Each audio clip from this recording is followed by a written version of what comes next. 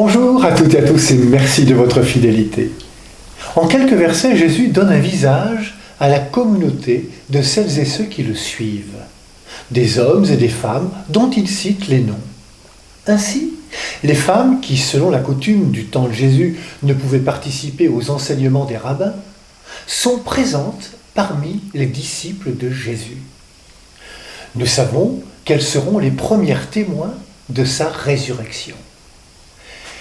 L'évangile de ce jour nous donne donc un visage de la communauté qui suivait Jésus. Les 12 et les disciples, hommes et femmes, qui sont devenus au fur et à mesure de la prédication de Jésus des familiers. Toutes et tous ont une histoire avec Jésus.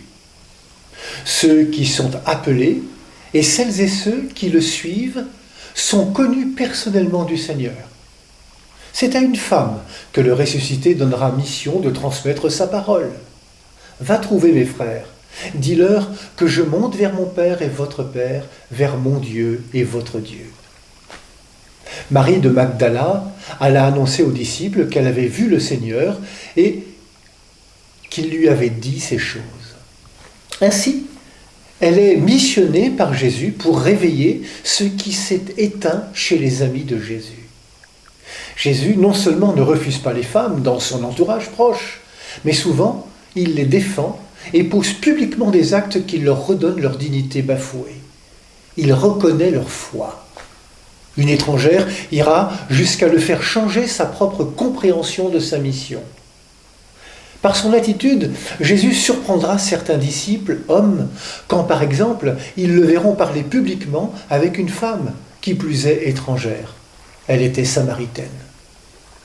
Ces femmes citées comme disciples de Jésus ont d'autant plus d'importance que ce que les livres de la Bible ont été écrits dans un contexte où le masculin est plus que prédominant.